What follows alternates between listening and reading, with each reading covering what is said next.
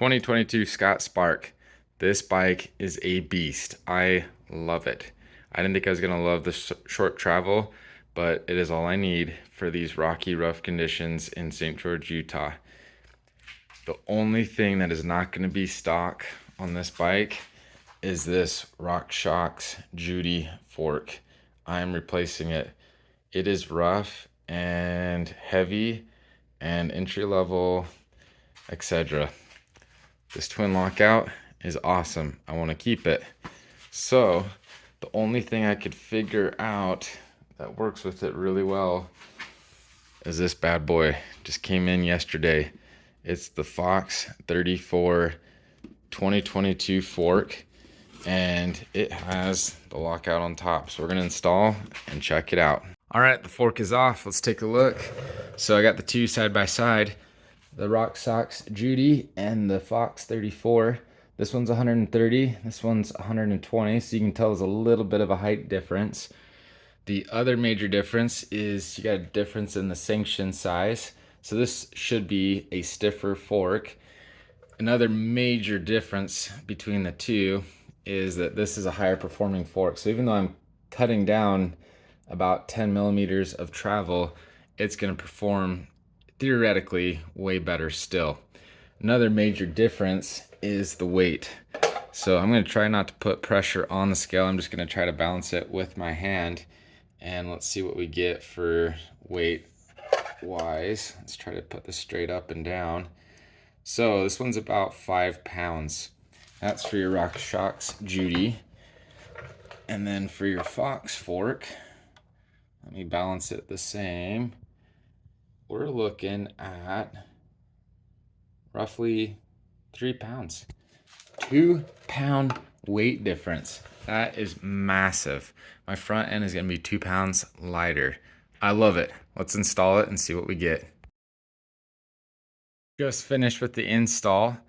It is so light on the front end. It is crazy. I can pick it up so much easier into a wheelie and a manual. Now, the next test is to take it out on the trail. But that looks so stinking good on the bike. The next thing I want to do is put some orange grips on it, and then that's it. I'm leaving it alone.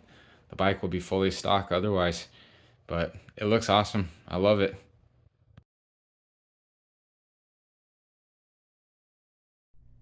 So this was an awesome experience for me because I need to tell you a little background and you can get context to the story. I have been mountain biking since I was a teenager. I am now 34 years old, so it's been a long time mountain biking. I've gone through a heck of a lot of bikes. I've gone back and forth between full suspension and hardtail. I've always had a hardtail, and it's always been my favorite. And I've had the privilege of trying a lot of different bikes, from cross country to down country to trail to enduro to even downhill. And with the whole spectrum of bikes, I've always gravitated towards cross country bikes, even though my trails are debatably cross country trails. I started riding in Arizona, and then I rode in Texas for a little while, and then I've been in St. George for the last 4 years. And when I moved to St. George, I at that point had determined that I was going to ride full suspension. I brought with me a Trek Slash, and I rode it on this trail in particular, and I didn't like it. I was way faster on the hardtail. I ended up buying a hardtail and comparing the two side by side, and I just liked it better. So I sold the Trek Slash, and then I went through another hardtail. I bought a Canfield Nimble 9 and absolutely loved that bike and thought that was going to be my forever bike. It was still 29er, super fun to ride, set my fastest time yet on this trail, and with this trail being in my backyard, I could ride it again and again and again. Well, at that point, it was probably the nicest fork that I also had on a bike as well.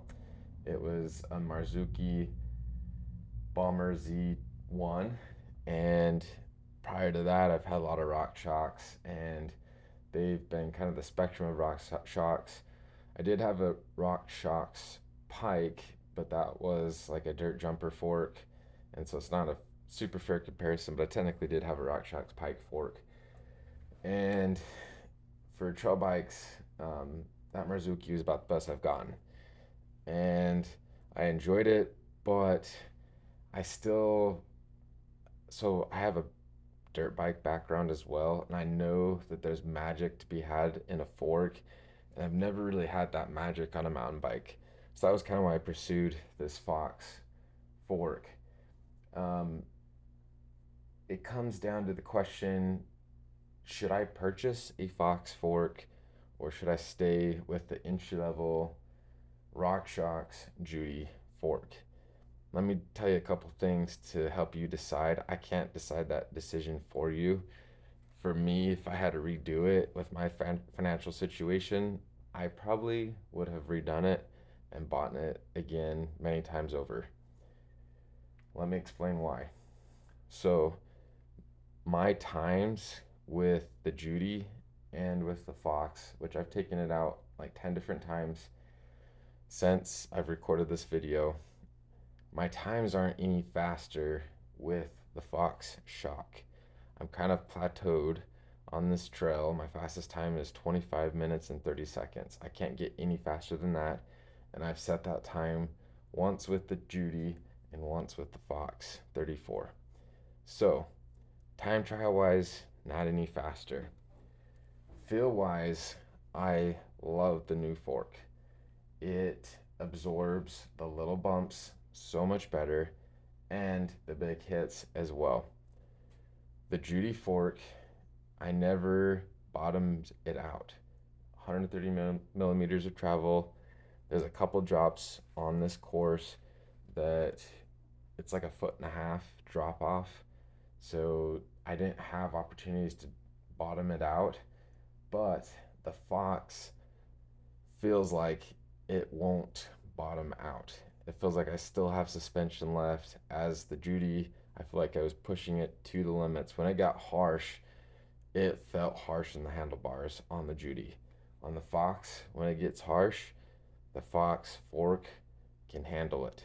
That's a big difference between the two. But it's strictly feel, it's not time trial. So if you want to go for feeling a better ride, you'll get it from the Fox, but it's not so mind blowing that you need to spend that much money. That's the other problem. So for a Fox fork, I got mine used, so I got a discount on it because I bought it on, I'm sorry, it wasn't used. I bought it new, but I got a discount on it because I got it from a second hand website. So I only paid $700 for it. It's like in the $1,000 ballpark range, which to me, in my opinion, that's an incredible amount of money to spend. $900,000 on a fork. Ooh, especially on a bike that I paid $1,900 with taxes out the door, and it was brand new. So if I could go to the store, so actually I sold my fork on eBay, the Judy fork, for just over $100. If you could buy the Judy for $100 compared to the Fox, like in my situation when I got it for $700 new, I would probably still go with the Judy if I was budget friendly. I don't think the gains are enough to justify it. But if you're a biking fanatic or you want a smoother ride and it's worth it to you, I don't think you'll regret the purchase either. It's just that's kind of my 2 cents, if that makes sense. The fork also is a lot lighter, as I demonstrated, and that does make a difference on the trail. I have several points in the trail where I have to lift the front end up into a manual without pedaling. I just have to go back on my seat and pop the front end up.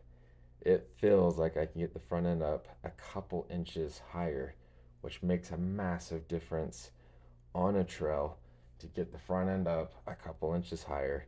And if you look at the course of the trail, especially if you're racing, some of these races last a couple hours. If you're racing for a couple hours and you have to lift your bike up multiple times, or you're talking about fatigue, Fox Shocks is, I'm sorry, Fox is totally worth it. That shock is amazing and performs well, especially for long periods of times. Those marginal gains are magnified over the course of an hour or two ride. At that point, we're talking about value for the fork. I will roll in a picture at the very end. I never bottomed the fork out. I probably had centimeters, if not a whole inch left of travel. I think it was about an inch left of travel before I bottomed out the fork. And that was on an inch and a half drop going full speed off of it. So, and I did pick the front end up and landed both wheels at the same time. So it's a good hit, but it's not as big as some people will put it through. I wanted to show you this trail because this trail has a big variety. You have, and again, GoPro does not do its justice. It flattens everything out.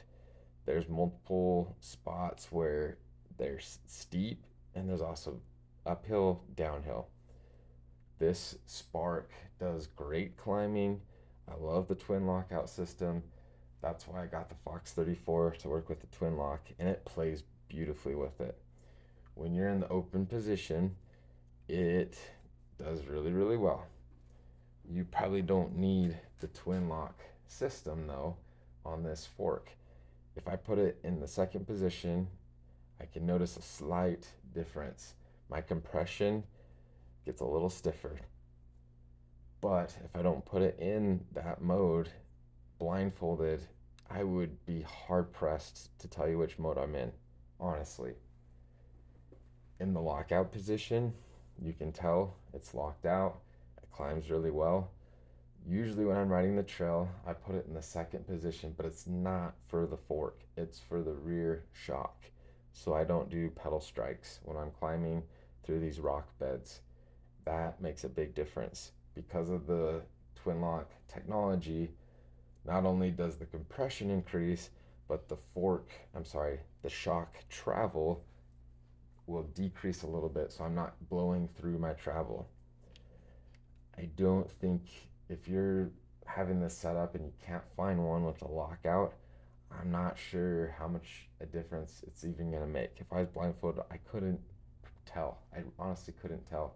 There were sometimes I had to look down because I didn't know which mode I was in. I thought I was in middle lockout mode, but I was fully open, and I was surprised sometimes. So that may help influence because I did find some without a lockout for cheaper new on those used markets. Um, Down country bike. That brings up the next conversation.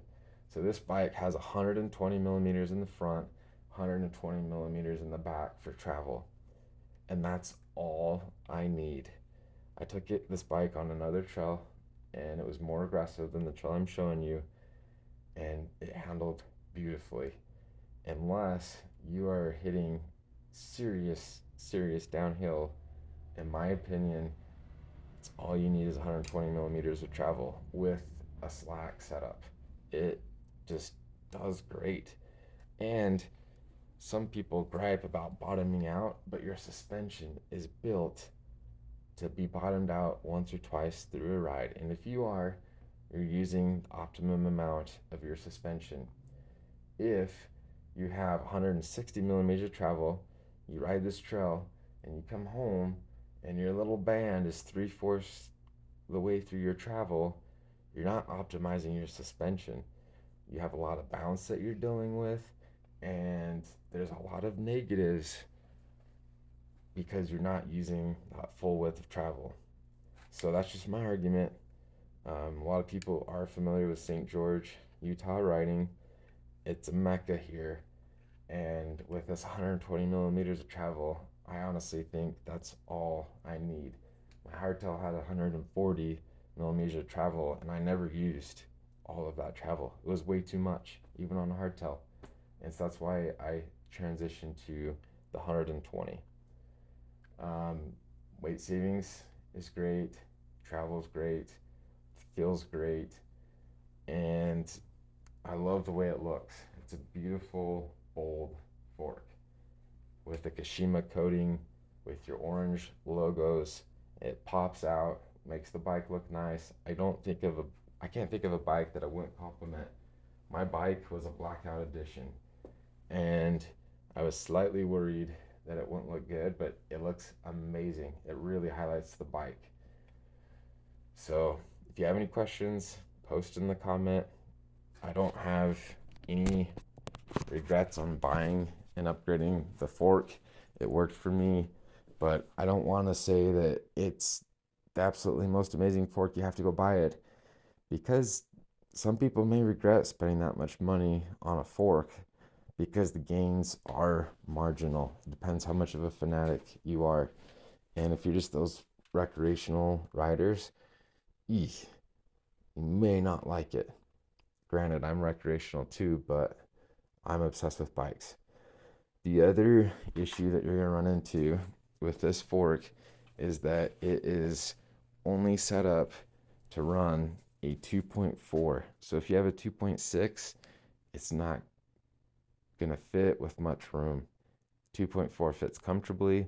And I also have a fender that I put in there, and that's all I can do is a 2.4. And so when I replace it, that's what's going on there. My hardtail had a 2.6, and I thought I was going to use 2.6, but I can't tell the difference between 2.6 and 2.4 on my full suspension compared to when I ride my hardtail. It's fine. And if anything, it's a little faster of a tire. So hope you enjoyed. Thank you for watching. And here is that last clip I was talking about. Have a good day. Thanks, guys. Go out and ride.